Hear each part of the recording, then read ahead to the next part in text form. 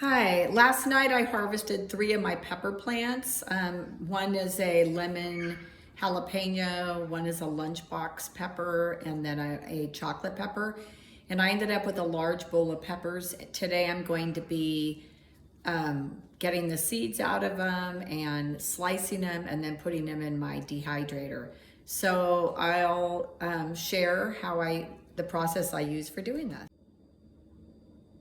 So here is my dehydrator. It's the Kasori, and I really love this dehydrator. It's actually my second one that I've ever owned, or actually my third, and it is by far my favorite.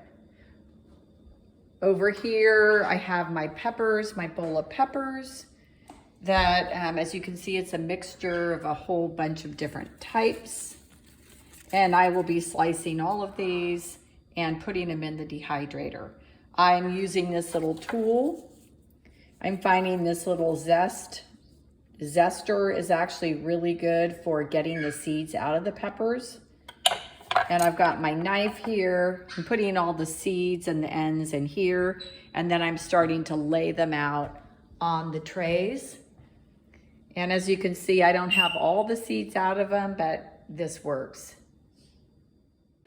So I have trouble with the fumes when I'm cutting my peppers. I grow some pretty hot peppers. So I use gloves and a face mask, and it helps.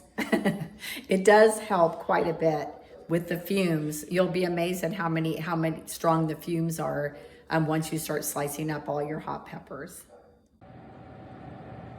So here are the peppers. They're all prepared and all the trays are filled. It's recommended that you slice them into 1/4 inch slices to dry quicker. But I just, I've been working on this a couple hours. I'm tired. I don't want to do that.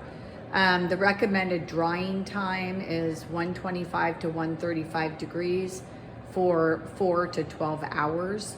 Because I'm leaving my pieces bigger, I went ahead, I'm going to close this. I went ahead and left my temperature is 135, and I have it set to go for 15 hours, and then I'll come back and check this.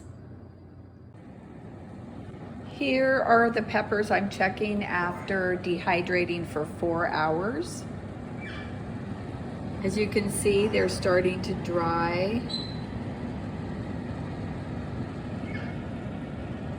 And some are a little bit more dry than others, but that's okay. I'm going to rotate the trays now. So what I do is I will move each one down and then move the bottom to the top. And I usually do this maybe every 4 or 5 hours.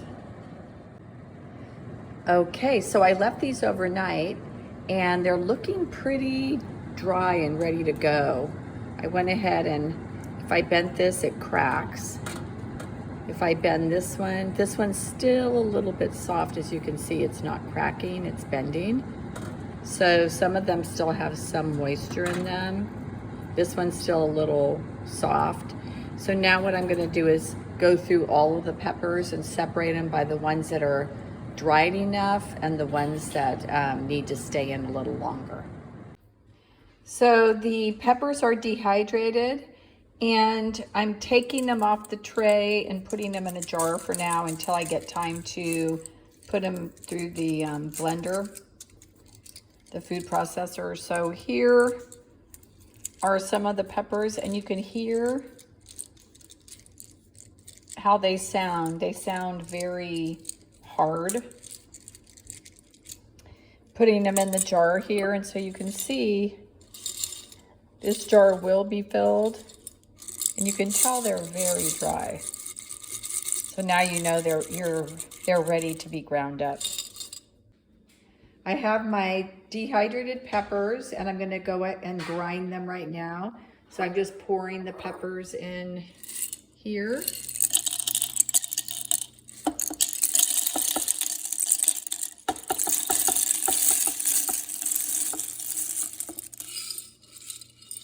Okay.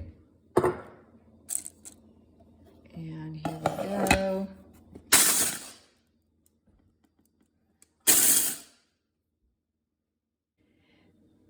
So I finished grinding the peppers. I have 2 jars. One's mine and one's for a friend. And as you can see, it's a mixture of some flakes, but there's also some powder in there. Just beautiful. I just love this, and it tastes so great. But just to give you a heads up, here's a tip.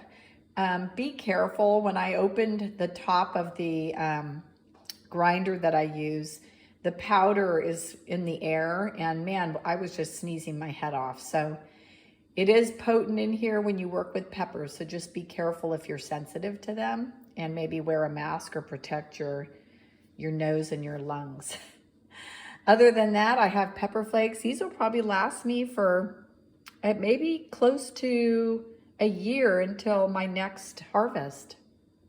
Good luck with yours.